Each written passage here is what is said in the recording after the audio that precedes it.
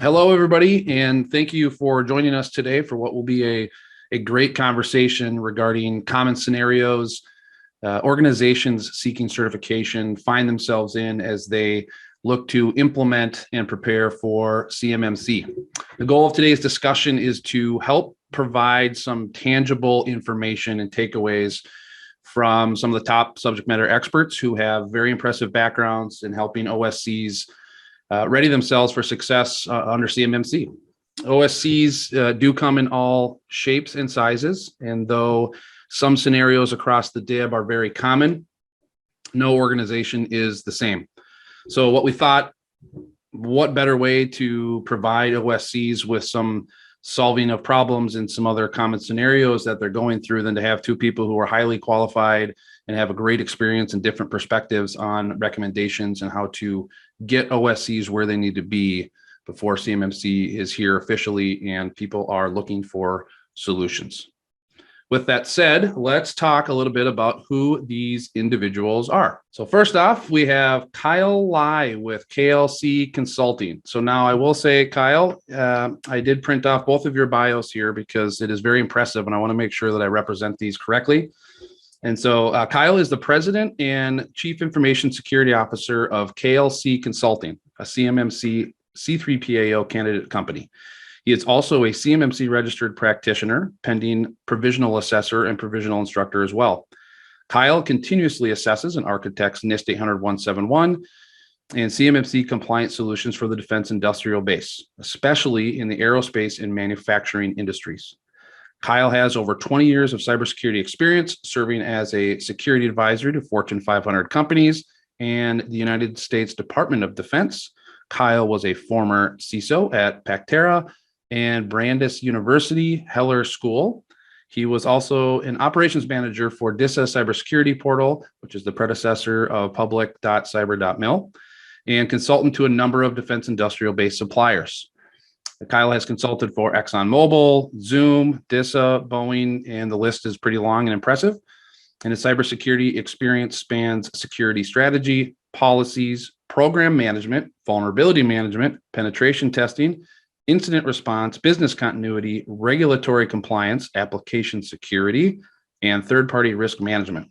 Kyle is the creator of SMAC Mac Address Changer software, which over 3 million users have downloaded globally to test and address security and privacy issues. Kyle holds the top security and privacy certifications, which include CISSP, CSSLP, CISA, CDPSE, CIPP-US, CIPPG, and ISO 27001 lead auditor. So again, very impressive background there, Kyle. So if you want to just share for a couple minutes on who KLC is real briefly and how you guys are helping industry people in this industry, then we can move on from there.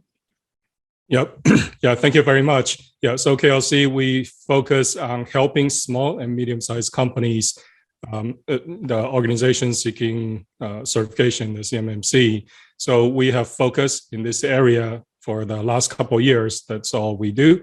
And yeah, so again, this is why we really want to help the small companies, because they have a lot of challenges when it comes to NIST 800-171, DFARS, and CMMC. So really glad to be here. Thank you.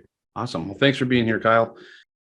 All right, next up, we have Carter Schoenberg, who is the Vice President of Cybersecurity at SoundWay Consulting, which is a registered provider organization, or RPO, and certified third-party assessment organization, or C3PAO candidate.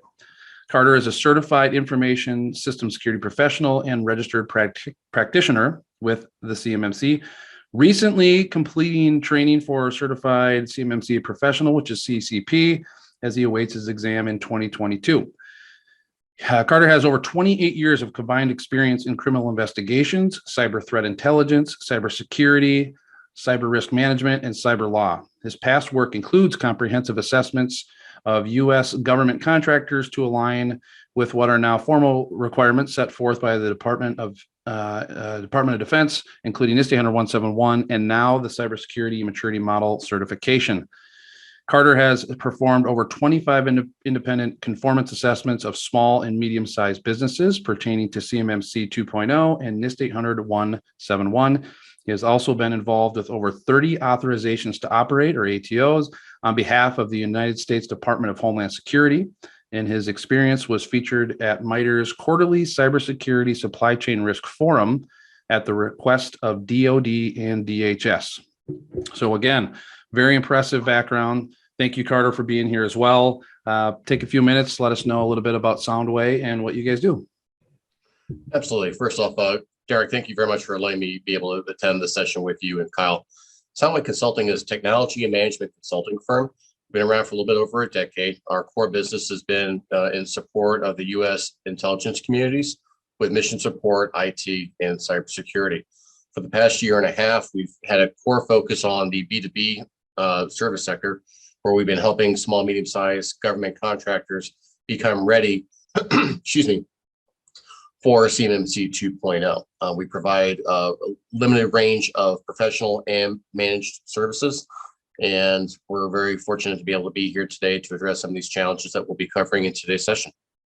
Perfect. Thank you, Carter.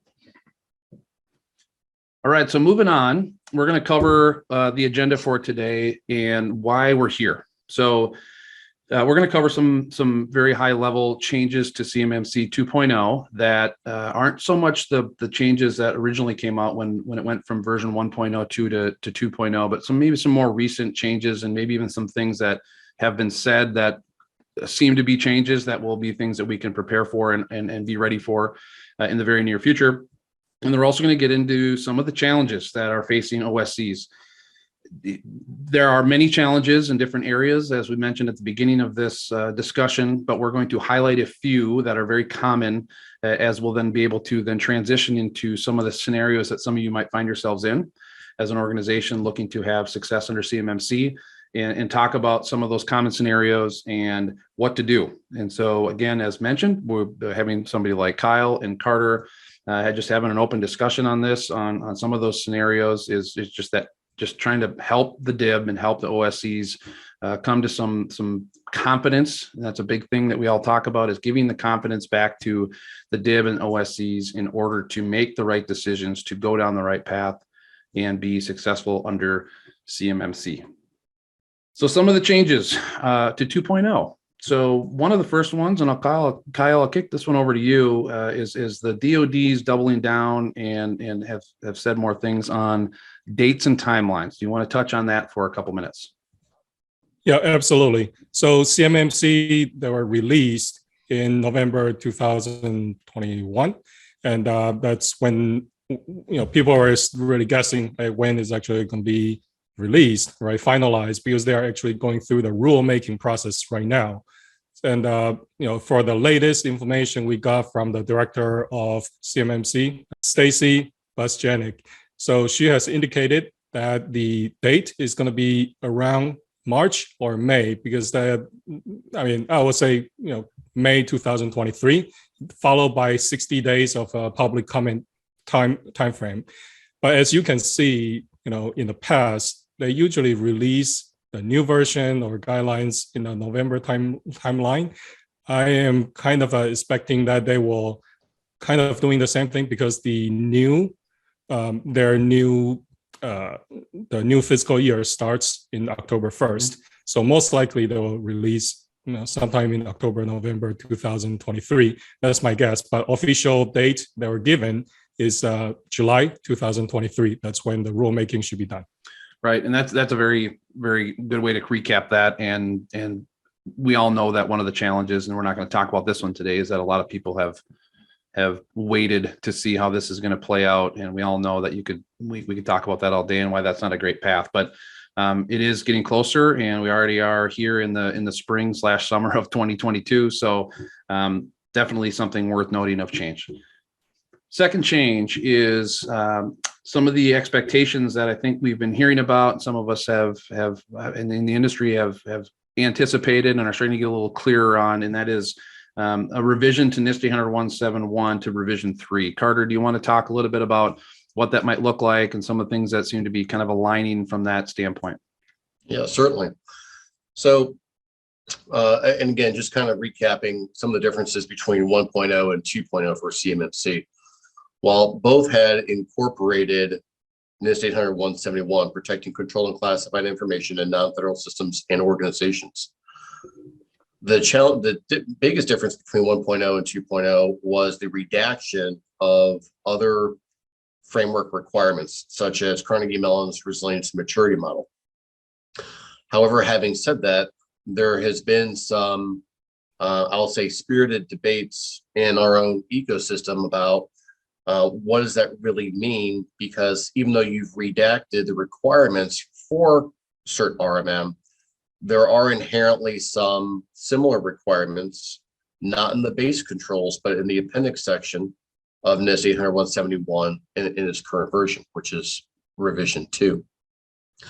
What at SoundWay we anticipate is going to happen is that through some lessons learned over the course of the past couple of years, and probably in no short measure by a recent report that was released by the GAO, Government Accountability Office, as it stands right now in the current revision 800-171, the government has made some assumptions in terms of what corporate Americana or any corporate enterprise actually does, which includes a presumption of having existing policies and procedures.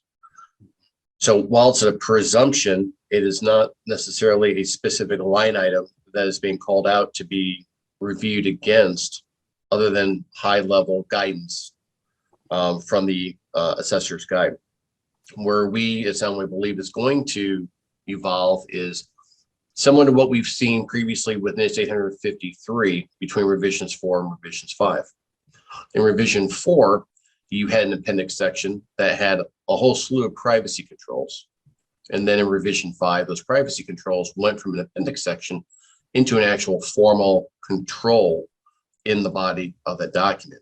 We feel very strongly that this is going to be a strong probability in revision 3, where these particular controls that are highlighted in the appendix section will actually be formalized and ratified in the core body of controls that will be required to be assessed by an independent assessor. Perfect. Yeah, I mean, that's, and there's timing too that goes into that, right? On when we expect to see those revisions based on some of the rulemaking and some of that in place too. So thank you for covering that. For the third change, and again, Carter, I'll go back to you on this one. We talked about this in the past, and we talked about this at length. The expectation around the RFIs when those come out, and the timing on when that would happen, and how that's going to be a big change, and how that will even be a concern in some places. Talk about that a little bit from the validation side, from a C3PAO. Certainly, and I will go ahead and speak from firsthand experiences with us even undergoing a DIPCAC assessment internally. So a couple of years ago, when CMMC was being launched in its infancy, what was being socialized was a timetable of 6 months. That timetable of 6 months was basically a presumption, again, by the government, albeit incorrectly, that 180 days is approximately what it would take an organization starting from scratch to build a program that is adequately prepared to undergo a third-party assessment. I think it's important for the viewers of today's session to understand, as you made reference to, previously supporting ATO efforts for Homeland Security. Systems that were already ATO'd, when they're coming up for renewal, they're given a 6-month window for preparation. And that's for a system that is already ATO'd. So the notion of a 6-month window starting from scratch to finish was a little bit of aggressive of timeline in my professional opinion.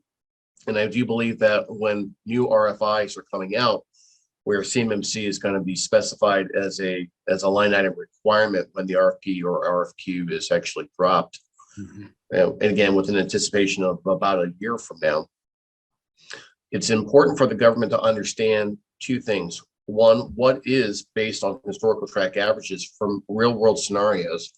How long is it taking the majority of organizations to become, one, adequately prepared to be able to meet these requirements for CMMC, whether it's level 1 or level 2, but more specifically for level 2, because you inherently have a dependency on a moving part that you as an OSC have no control over.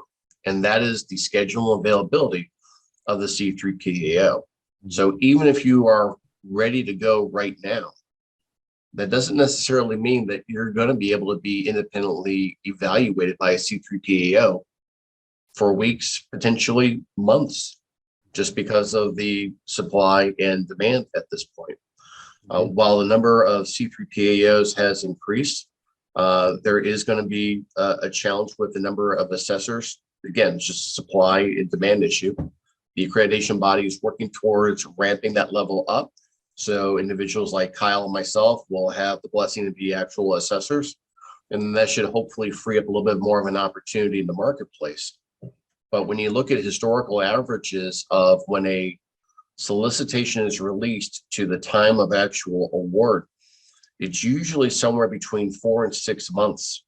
So again, as you may reference to, Derek, at the onset, we're already pushing in June.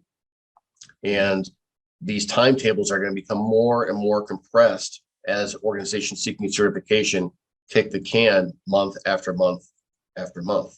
Mm-hmm.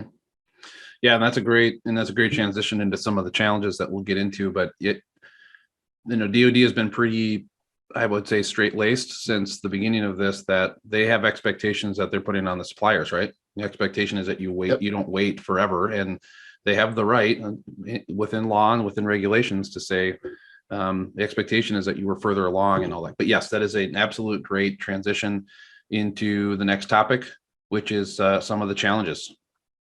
So some of the challenges facing OSCs today, we could make a longer list here if we wanted to. We'd spend a lot of time on this topic, but we really wanted to highlight some of the more common ones as we sat down and talked about what do we want to cover in this discussion, and some of the more common challenges that came up also kind of play into some of the scenarios that we're going to get into here shortly. So one of the big challenges that I think that is not a surprise to most people is the CUI marking or lack thereof, as it says on the screen, and what that means and how that's a challenge. So each one of these topics we're going to talk about a little bit here with both of your perspectives on this. So I'll start with you, Kyle, on the CUI marking side and why that's a challenge and what you're seeing there from your perspective. Yeah, absolutely. Yeah.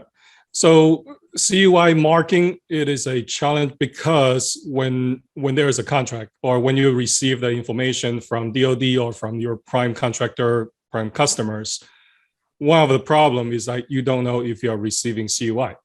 Obviously, you have to go into the CUI registry, to do research, but even that is a little bit confusing, right? So it's the best way is to see, the contract itself have defined what is CUI, right? And the CUI they sent from your customers, DoD or primes, actually marked, but they are usually not marked. A lot of them are not marked, especially the older documents.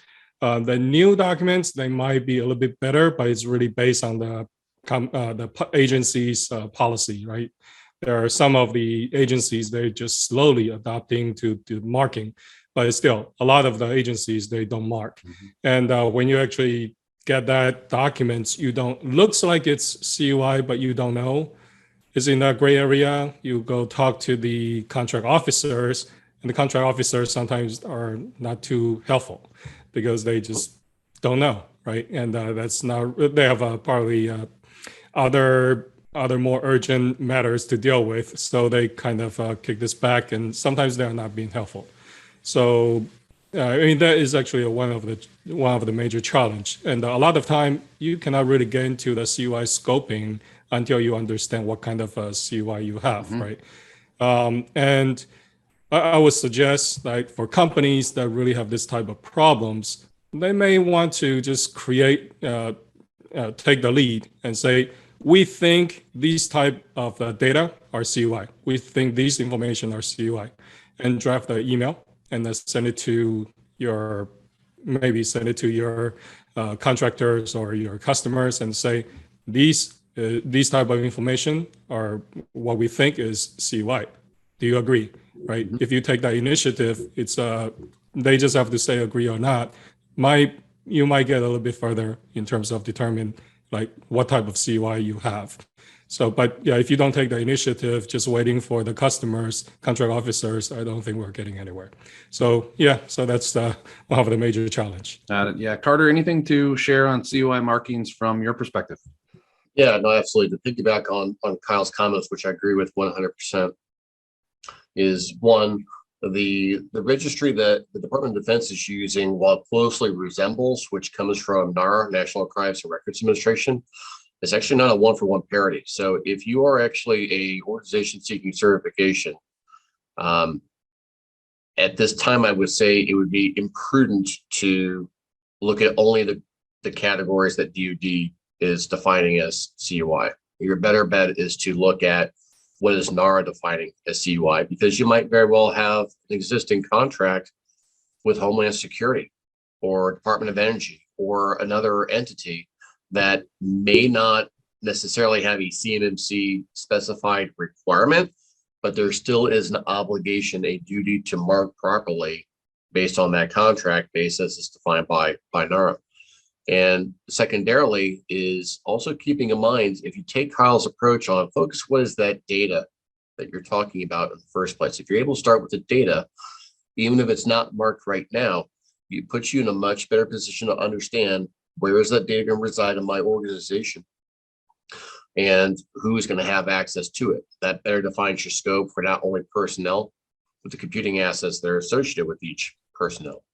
And it's also very important for, I think, the audience that's attending today's session to understand you could very easily have a piece of information that is not marked as CUI. It is a proprietary, confidential document belonging to the Acme company. It is then in turn provided to the government. That exact same artifact, not one alpha, not one numeric character has changed on that artifact. And they can stamp that CUI. If they return that to you as CUI, then it becomes a question of, okay, now how far back do you have to revise your existing documentation now that the government has defined your sensitive or proprietary information as CUI? Yeah, and I just want to add that it is also important to make sure that your staff and your contractor or the employees, they are trained, go through the DoD mandatory CUI training to make sure they understand the marking, understand if you actually receive a document that actually with a CUI marking, you understand how to handle that properly.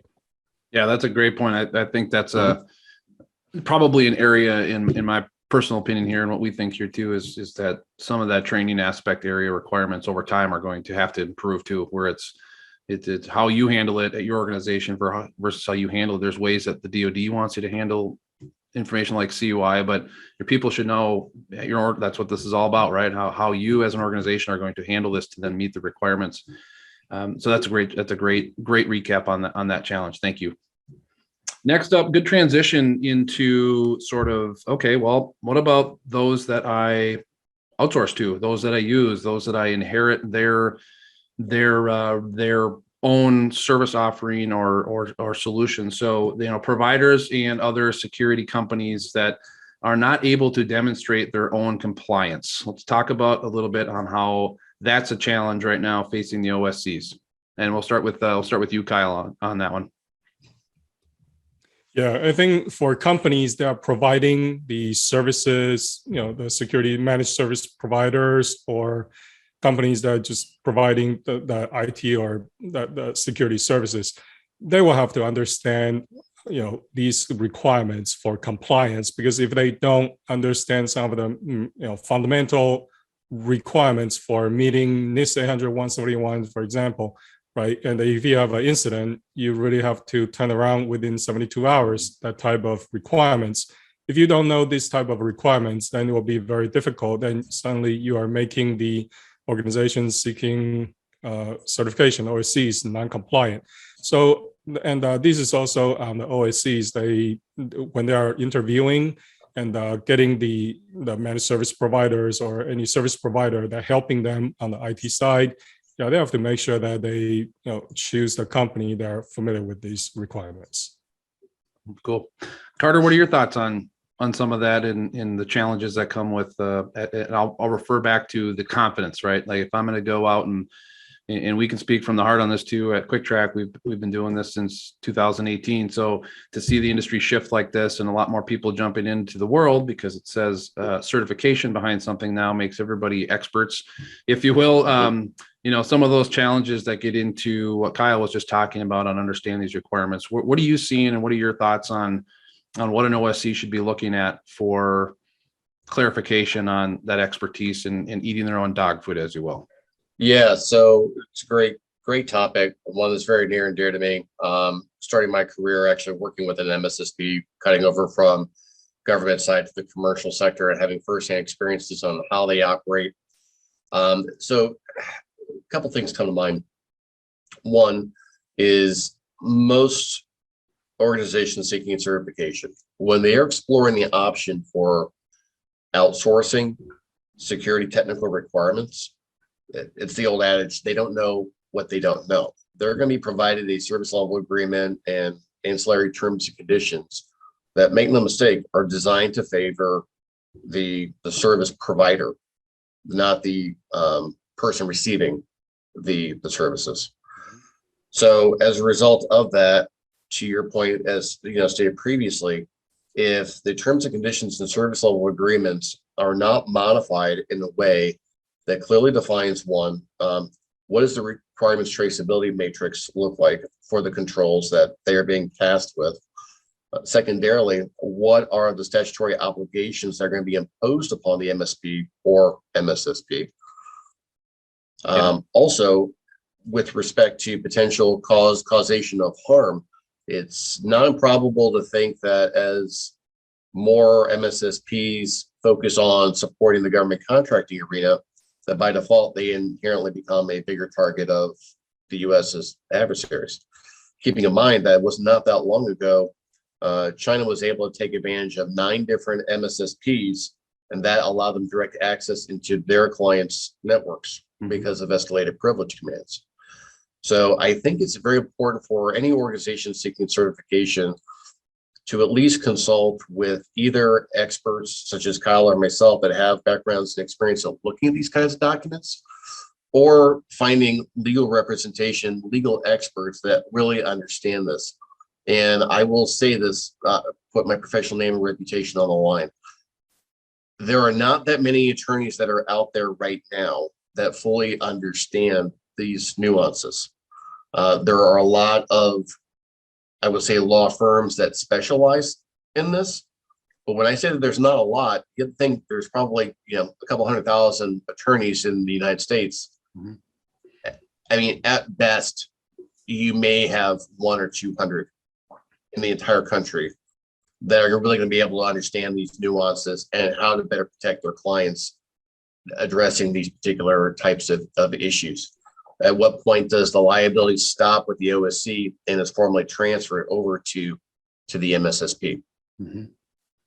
Yeah, and that's you got to think back if we got in the time machine a little bit too on when people before CMMC, if you were working in the NIST 171 DFAR space, you knew eventually we're going to have to get to some sort of a validation certification model because it just wasn't getting done.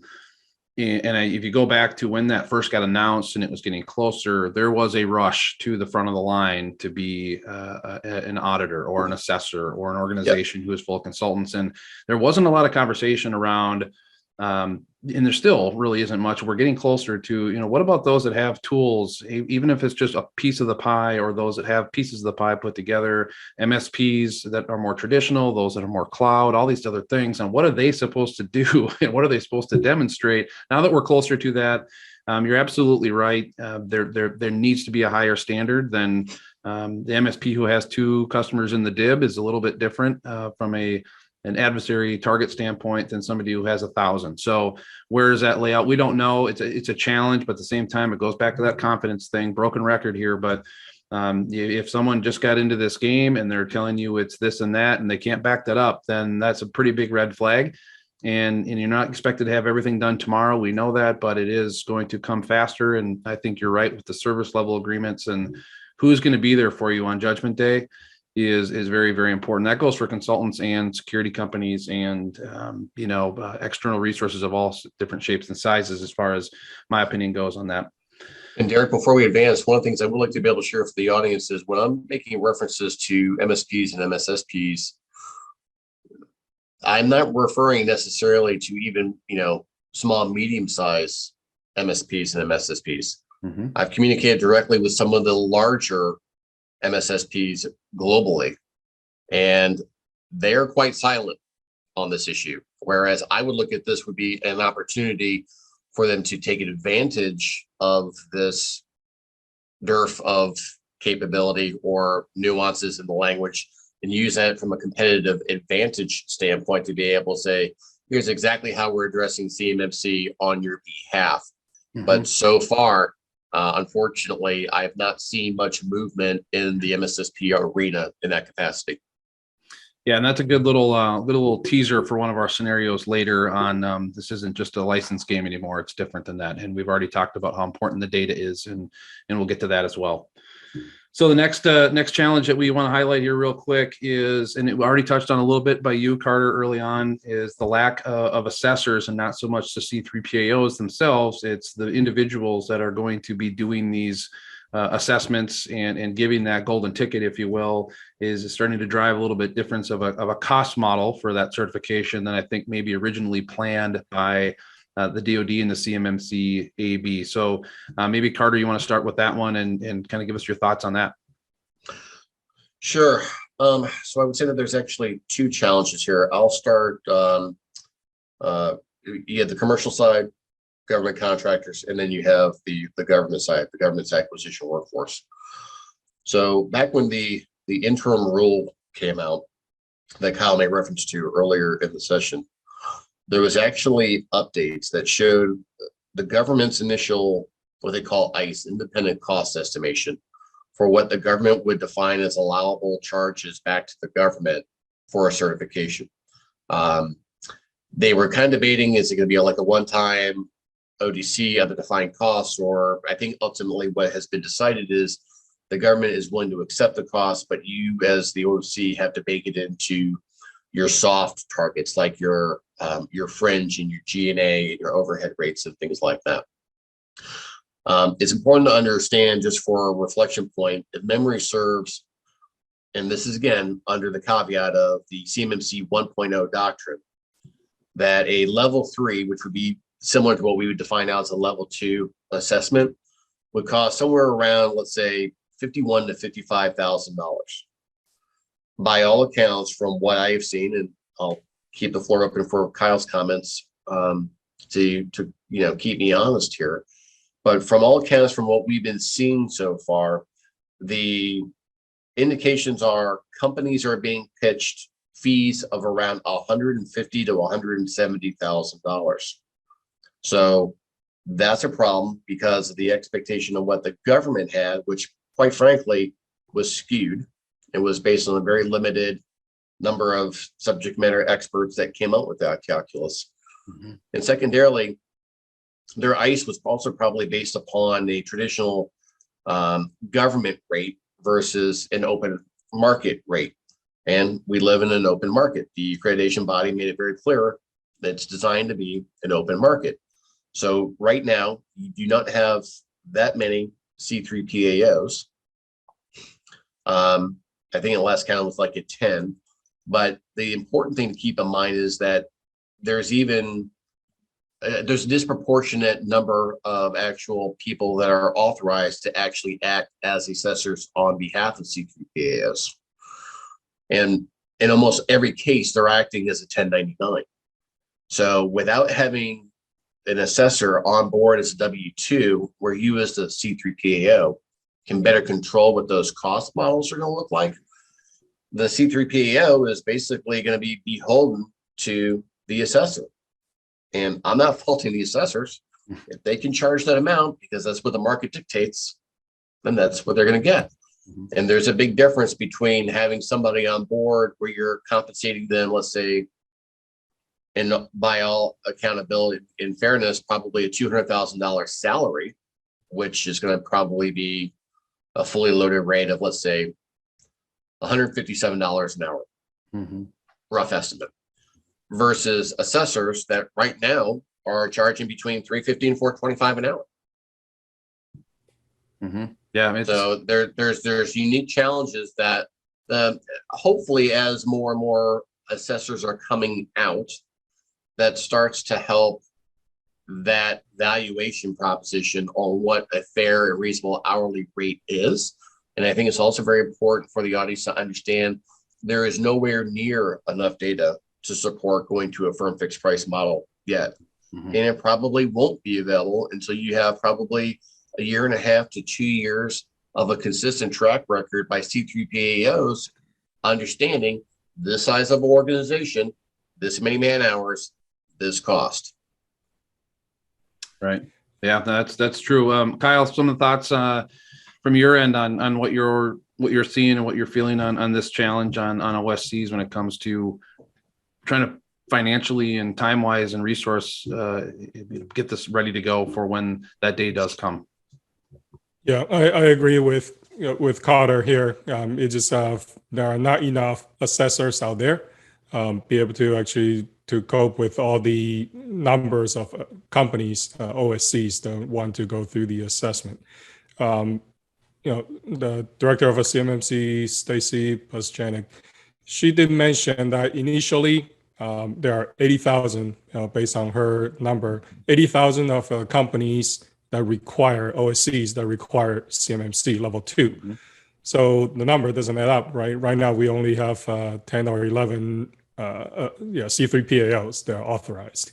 And by the end of the year, that probably will be lucky if we get 30, right? So I think the number doesn't add up. So she has mentioned that initially they are going to be like phase approach. They're probably going to do the, initially probably require some self-assessment, but I don't know how exactly that will work because we already know self-assessment doesn't really work well. Right. So I think it's going to be interesting to see, but I do see that, until we have enough assessors out there and they have CMMC AB, they have to go through the training, get CCPs and CCAs, CMMC certified assessors, out the doors. And there is another problem. I'm actually pending the pending provisional assessor right now. And I have to go through the DoD suitability background check. And that's kind of equivalent to the secret level background check. Mm-hmm. So that will take a while. So with the number of assessors, there are just not enough. And also the requirements for getting the suitability clearance, I think it's going to just add up even more challenges. So I think will be interesting challenge for DoD and CMMC AB to resolve. Yeah, for sure. And just to pull that thread a little bit more, Derek. Mm-hmm. So to the point of what we were talking about before, the changes, and especially when we were talking about the RFIs, this again is unfortunately another example of the more time that goes by for an OSC to at least explore, even if they're thinking that the numbers are high right now in terms of cost of ownership, at least they will be one of the very, very few that will actually be vetted and authorized to bid on the work when it's coming out. Mm-hmm. Even if they only have 10 solicitations next year coming out. If you have 10 solicitations coming out, I think by the math that they were previously suggesting is you're going to be looking at anywhere between 100 to 500 companies that are going to be in play to have to bid on that.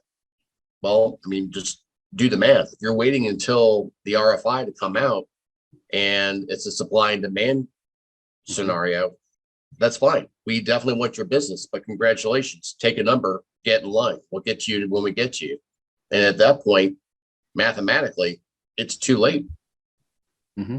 Yeah, we're already seeing this with in a different sense, but same challenges that a lot of the primes are doing reviews and temperature checks and going down their supply chain way further down than I think people would argue they were before, because they want to know, right? They want to know now, are you going to be a problem or you're not going to be a problem? If this organization who we really like and really need is going to be a massive problem to us. We got to think of replacement plans, and it is going to be a supply and demand situation that I think every OSC that likes their work with the DoD wants to be a part of. So I'm totally with you on that. So transitioning to the last challenge we have listed here, and it kind of ties into the last one a little bit, is this is a potential cost of assessment, cost of certification, however you want to put it, is improper and proper scoping for a CMMC assessment. So if the scope is off and an assessor comes in and that's wrong, we're going to see some discrepancies. We're going to see some things in which I still don't know that we have a very good clear on how that's going to go. They have ideas, but let's talk about improper CMMC scope a little bit. And Kyle, we'll start with you on this one, and how that's a challenge. And before we get into the scenarios that we'll talk where that comes into play, that scoping conversation, what are you seeing from there? Where do you guys spend your time, and how that challenge ends up becoming less of a challenge with clients of KLC? Yeah. So what we have seen is that a lot of clients that we actually came across is that they already have done the SPRS, submission to the DoD SPRS system. They already gone through creating the SSP, POEM. So when we ask them, so what is your scope? It's like, what scope? It's like, I think everything in our company is the scope, right? And it's like, well, how about your financial accounting system? Those are, you probably don't have the CUI information there. Why do you need to make them in scope, right? So I think there's a lot of confusion in terms of what should be in scope.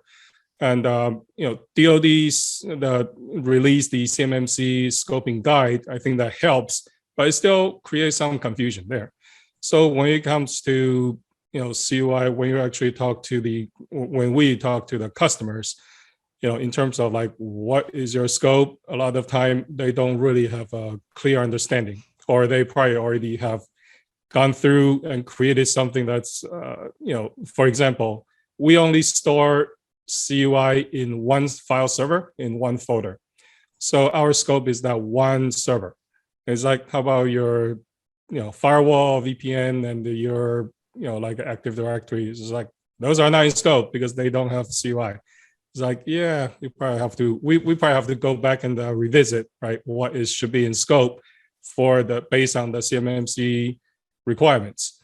So that is one of the challenge. A lot of the companies, there's a misinformation out there, and now there's a scoping guide, but people don't know to actually read it. If they read it, they still don't understand. So it's better to have consultants that understand. And in terms of the CUI, the most fundamental understanding is what is your scope for your CUI asset, right? CUI asset, I think that's even more fundamental.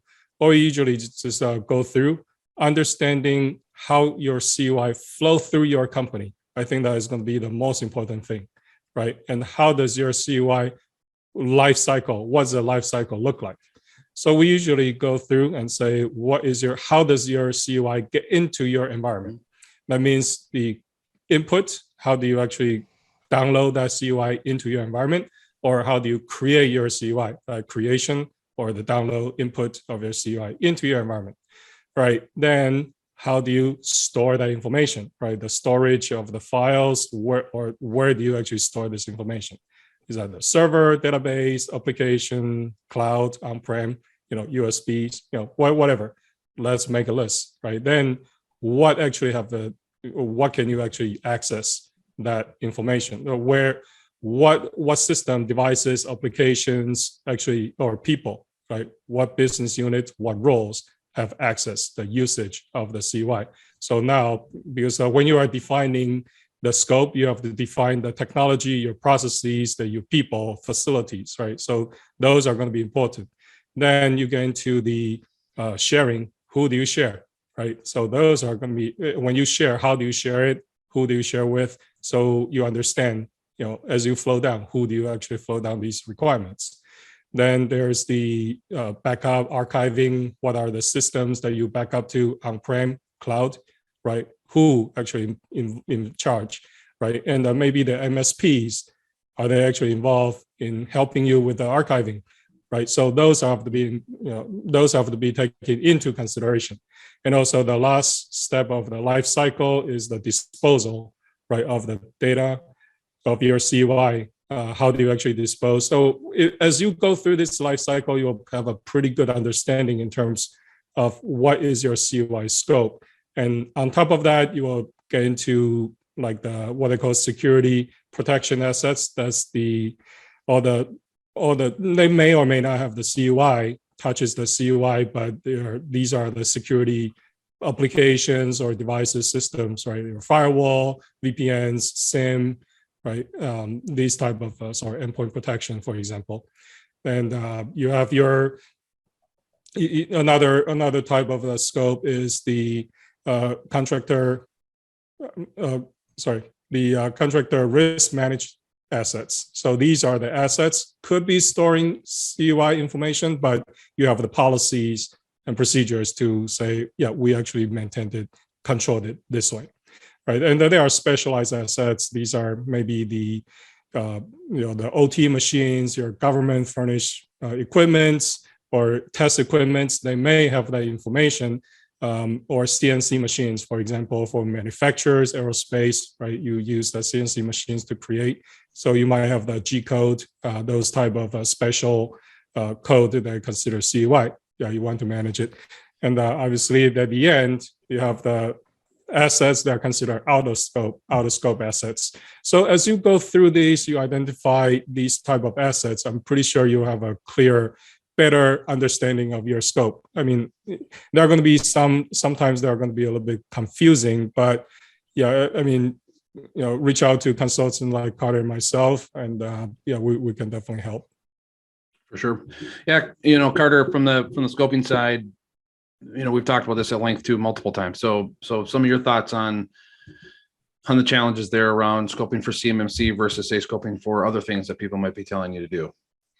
Yeah. So first off, I don't have any issues with what Kyle said. He said it very eloquently. I would say that what we've seen at SoundWay is actually the opposite end of the spectrum. Whereas, well, we don't have CUI. Okay. Well, how do you know? Mm-hmm. Well, because we've never had anything marked it. Okay. Well, that's where you have a little bit of a disparity in understanding between, say, the chief executive officer and maybe the person that's responsible for your system altogether.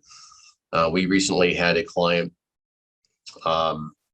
who was responsible for providing a certain kind of technology that's really heavily used throughout the government contracting community. And from the CEO's perspective, not because he was trying to obfuscate the answer with any degree of impropriety, he just honestly didn't understand the data sets that were coming in and being ingested. And as a result of having a discussion, and this is probably going to come back to a layer slide. Well, how do you know how to find the right people to help you?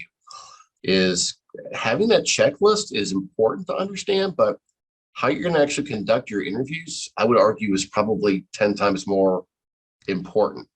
And that is ultimately going to come back to whether it's a facial expression or a pause in an answer, where you're going to have that one-to-one kind of understanding of, okay, maybe I need to scratch the surface a little bit more to get a little bit better fidelity of what the answer actually is as it applies to CMMC scoping.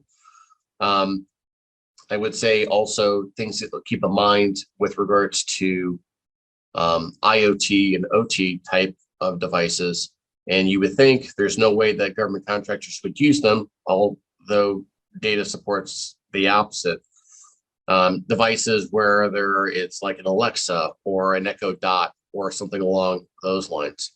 A scenario that was brought to my attention recently, and that admittedly I didn't even think of, but it was pretty much spot on. This would probably be for larger organizations. Do you have vending machines in your company? And if you do, more likely than not, if they're newer, they take credit card payments. How are they connecting to the backend server to know that the credit card is good? Are they leveraging a segment of your network to get the outbound communication? The answer is obviously yes. Then becomes the question is that in the same network segment that CUI could be maintained, stored, or transmitted on? And is there enough of a bifurcation between them from a separation standpoint to either say, yeah, it is, but we have some compensating controls in place, and therefore, no, it's not able to do it even if it was compromised, or even taking you to the next level. Do you even understand who's providing you those particular vending machines? What due diligence have you done on them? And I know it seems kind of silly, but given the fact that it's a computing asset and it's now touching your network, it really shouldn't be evaluated any differently than how and where you're buying a laptop today. Yeah, we joke about this all the time, and those weird, today the vending machine story might be weird, but in 5 years from now, if things like NIST standard 171 and CMMC are successful and people have their stuff in place, the whole reason for a cybersecurity, we'll call it model, but cybersecurity requirement like this is that the world's going to evolve. And if we're not thinking about the vending machine today, and in 5 years from now, that could be a great attack vector. We don't know. We've heard the fish tanks. We've heard all these crazy stories. So you're absolutely right. And that's where scope does matter. And if you have your implementation set up correctly, and like you said, things are segmented properly and escalating of privileges and all these different things, that NIST standard 171 is really about the confidentiality of information. When in place is got a lot of those controls that are intended to do that. So thank you for sharing that. And that's a great transition into some of the scenarios we're going to get into. We're not going to go quite that deep in the vending machine side of the scenario, but we will call out some of the more common ones here in the next section. So scenario one. So hopefully from the previous slides, we don't have too many people watching this starting to get the cold sweats and the clammy hands because it sounds familiar to them. That is part of the reason that we want to talk about challenges, is that should have hit some people where it counts, right? Hitting their minds, hitting their heart, getting their heart rate up a little bit. But now we want to talk about scenarios that we are seeing. All of our companies, we collaborate together for a reason. You guys have great experience. Customers out there are looking, OSCs are looking for separation of not just duties, obviously, but separation of expertise. So that's really, really important. So some of the scenarios that we've come up with here, the first one is the OSC legitimately doesn't have CUI, but believes they'll be required for CMMC level 2. How should they score themselves? And we're going to start with Carter on this one, and then Kyle will go to you. But Carter, in your experience and with SoundWay, how do you handle that scenario for that OSC? Yeah, so it's unfortunately a little bit more problematic than we would hope for. So when you take into consideration, what do we mean by scoring? First off, there is a scoring metric that is basically a spreadsheet with logic built into it. You start with the highest score of 110, and then you reduce the number of points for each thing that you're not doing, whether in its entirety or a fraction thereof. And you can even technically have a negative score, where at least what we've seen so far is companies that, again, they legitimately are saying, look, we don't have CUI. Would you not agree that we don't have CUI? And even if SoundWay concurs, you don't have CUI. If you take the approach of saying, well, we don't have CUI, you're agreeing we don't have CUI. So therefore, why would we reduce points in these particular areas by default? Because we would say that they're not applicable. And in all fairness, I think that they have a case. But that does not change the fact that if you're going to demonstrate that you are having to adopt and conform with level 2, then it becomes irrelevant. So actually what we will show them is if you operate under the assumption that they're not applicable, your score is X. And I'll use a recent scenario for something that we came up with. Their score was 64. And then once you took into consideration those specific 19 control items that we did not deduct points from originally, but if we then deducted points from them, they were actually at -3. So we want to make sure that they have the understanding of, here's 2 different options that you're going to be looking at, but you need to understand that if you're saying that you're going to have to conform with level 2, then you have to conform with level 2 and your score is technically -2. The smaller organizations, those smaller business owners are usually getting a little, woo, that makes us look really, really bad. Short answer is yes, it does. Another short answer, the government expects that. The government has made it very clear for a couple of years now, they would much rather see an organization seeking certification put in scores where, let's say, it's a 5, and then 5 months from there, it becomes a 42, and then 3 months from there, it becomes a 94, and so on and so forth, versus just saying, oh, no, we're awesome, 110, boom, right out the gate. Because make no mistake, that is going to do nothing but put a bullseye on your company for having an independent audit by TIPCAC. Mm-hmm. Yeah, for sure. Yeah, we've seen we expected that, right? That's a great way to say it, is that the DoD had expectations and they're not dumb. So, but the game changed significantly when that rule came out, and it was you're going to enter a score into a government system, a little bit different than checking a box on a questionnaire that says that you have things in place. So, and, sure. and I apologize. One other question, one other aspect to add to that, where we've had multiple opportunities of prospecting a client, and they're all asking, well, how much does a pre-audit rate assessment cost us? Mm-hmm. To be fair to them, rather than just giving a blanket fee, we'll ask them, hey, you know what, let's go ahead and sign a non-disclosure agreement. You said you already put in your SPUR score. Let's take a look at your system security plan, because depending on how well developed that is, that might dramatically reduce your cost of ownership. And in almost every case, I'll sign the NDA, but I don't have an SSP to give to you. Mm-hmm. Okay, well, by default, that's already showing you what the maturity level of that organization is, because the government's expectation is you should not be submitting a score if you don't have a system security plan in the first place. Right. Yep, for sure. That's and it says it pretty clear as day in there as well. So that's great point. Great call out on that, Kyle. From your perspective on this scenario with an OSC who is confident, at least they're saying that they're confident, and maybe you agree or disagree with them, but still they say they don't have COI. How should they approach this? How should they be doing what their customers are asking them to do if in fact they don't have COI or think they don't?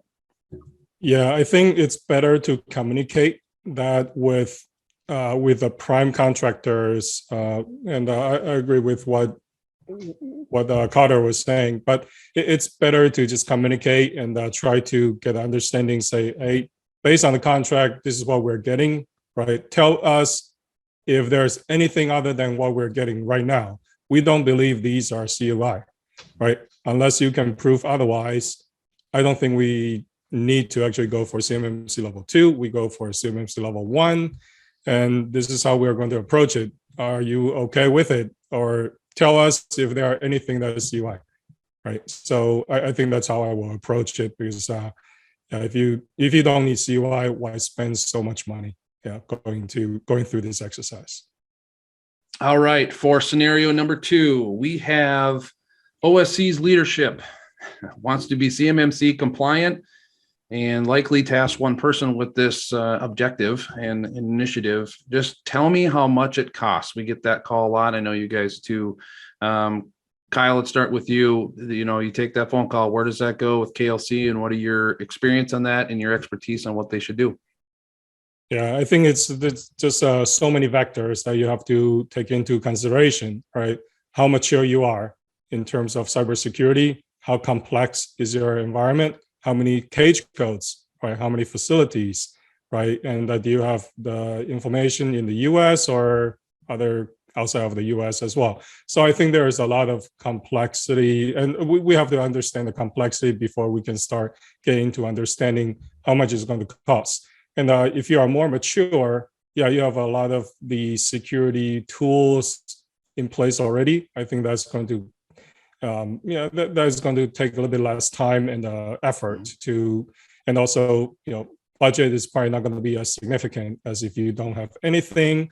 And you are going to, some of the manufacturers that we come across, they're pretty good sized manufacturers, but they have not really upgraded their IT for the last 20 years. It's like, hey, we produce, this stuff for our customers. We don't really get into the security stuff. It's all pretty secure. We have never been hacked, but you only know what you know, right? And so for that type of scenario, there will be very significant upgrade in your, put in the Active Directory, upgrade your Windows environment.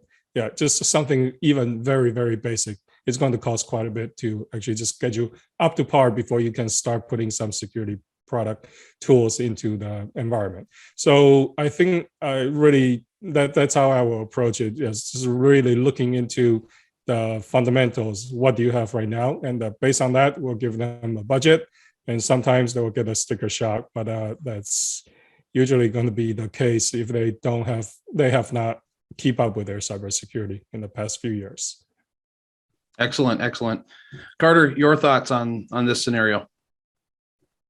Loved everything Kyle said, spot on. I would usually say when we get to that tail end and we've been able to go through all those nuances and the specificity, then we advise them what the cost will be. 9 times out of 10, we're also getting, well, that seems high. Okay, based on what? What did you think it was going to take for you to accomplish this goal and objective?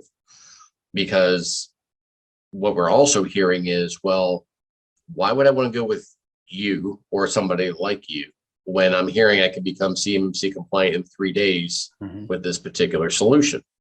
And for lack of a way of putting it, there is a lot of snake oil being pitched out there, and right, wrong, or indifferent, there are also a number of business owners that are going with the lowest price option that ultimately, one, is not going to provide the artifacts necessary to successfully pass an independent assessment.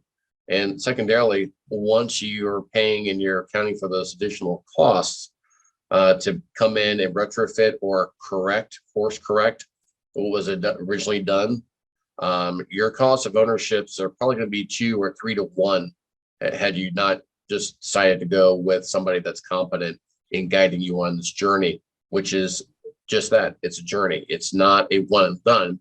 It's going to be something that's going to take a number of weeks, if not a number of months, to get a company from here to there.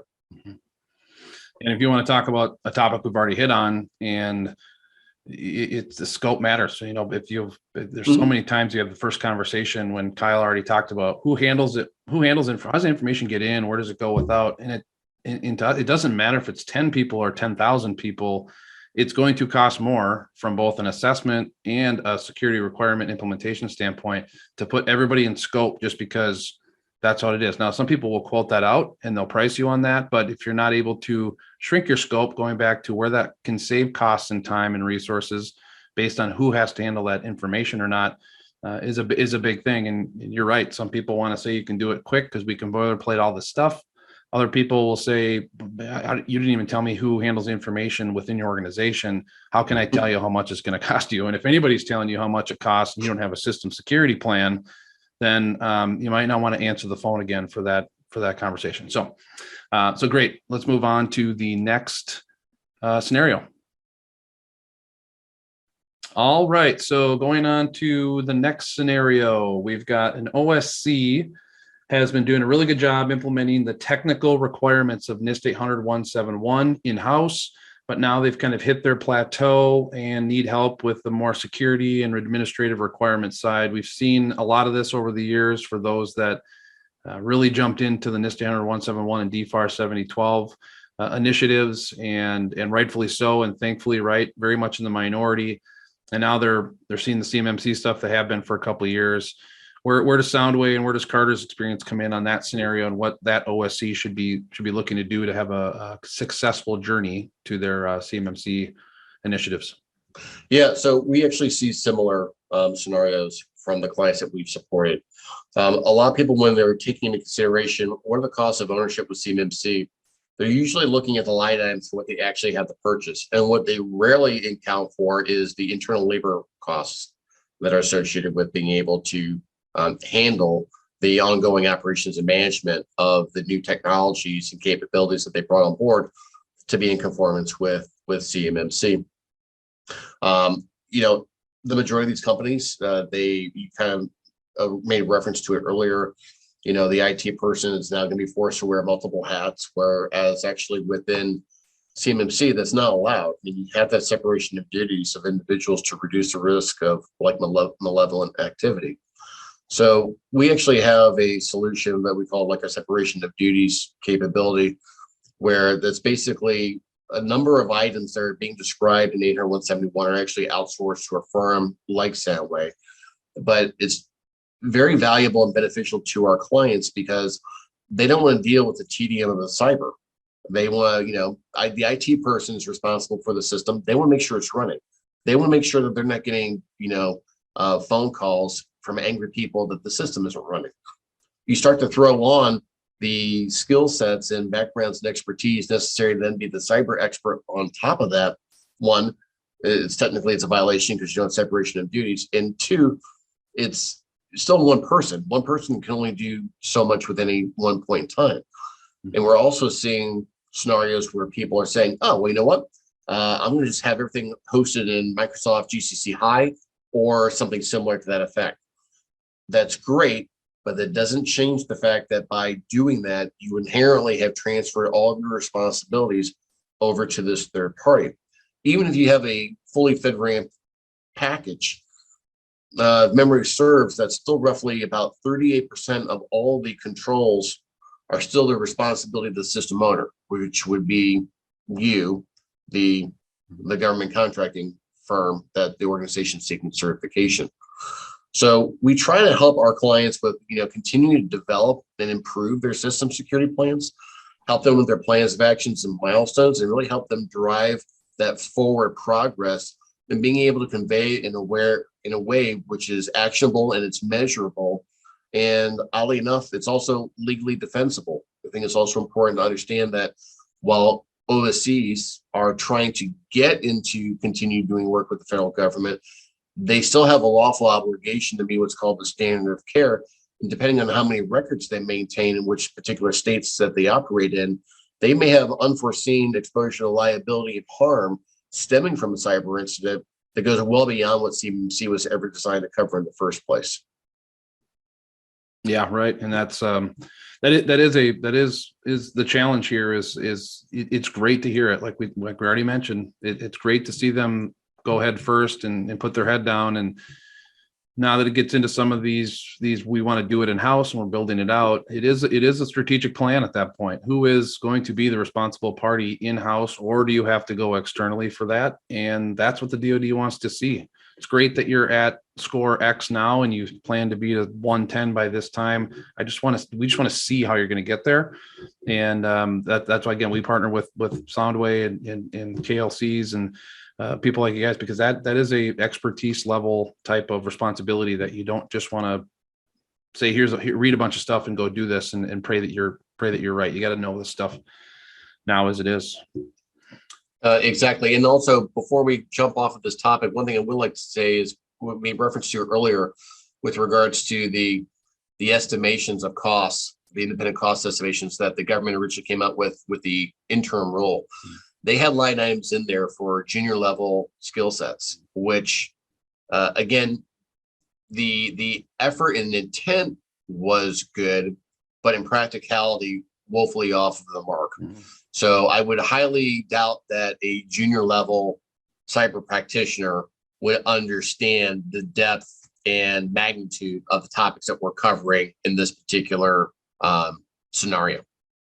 Right. And we saw that with the rush to the front of the line with C3PAO's registrations, right? Where some of them had their time to shine on how they were going to do, and they didn't succeed themselves. So that's absolutely worth noting. So thank you.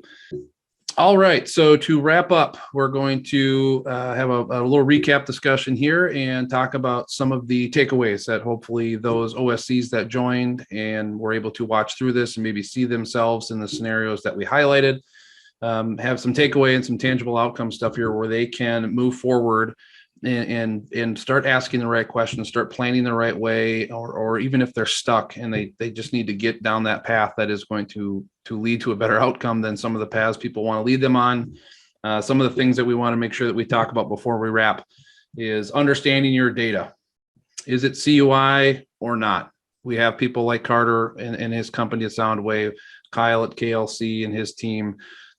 Utilize resources. That's my takeaway on that is you need to know, you need to understand your data. It's yours. You're working with the DoD and the government here. Understand that. Carter, something to share there, and kind of to recap on that topic point. What are some of the things that you want to make some recommendations on as we close out here? Yeah, so I think it's very important to understand anytime an OSC is going to reach out to a third party to help them from a consultative standpoint. One, what are the background experiences of the individuals? Two, are you actually going to be guaranteed that those are the individuals that are going to be actually helping you?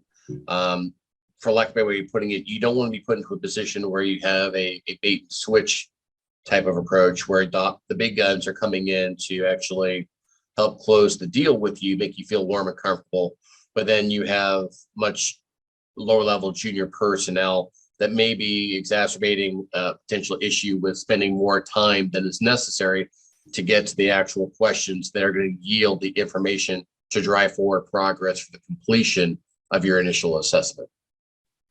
Yeah, and I think that's a great transition to the second highlight there too, is you do have to understand that it's your organization, and this can't go and be said loud enough. In our opinion, is you're not the same as everybody else. There are things that can be done and repeated and streamlined in areas of the requirements for sure, but your organization is yours, and the DoD's expectation is that you understand that. You as an OSC know what it's not a prescribed set of requirements. We know that. Do what's best for you, but meet the requirements. And so some people out in the marketplace as providers and consultants and vendors do want to take advantage of that sometimes and try to sell you and move on. So be very aware of that. And goes on to the last topic there too, is, and takeaway is, find the right help. You can see the information at the bottom on KLC, on SoundWay, our team here at Trac. Visit the websites, hit pause if you have to, visit the websites and see what we do, and reach out to Carter, reach out to Kyle, reach out to myself, and find the right help, find the right people, because this is not a go it alone situation. Most of the time, if you have the internal resources, that is great. But again, there's responsibility there, there's planning there, there's growth expectation here. A lot of people want to grow their DoD business, which is another scenario we didn't get to, but so go through that, make sure that you're paying attention to this stuff. Hopefully you got something out of this. Carter, any final words that you want to talk about before we end this? Yeah, sure. I guess last point would be with regards to whichever organization that you're interested in selecting, make sure that you have a degree of comfort in vetting them, no different than you would vet any other company to provide you goods or services.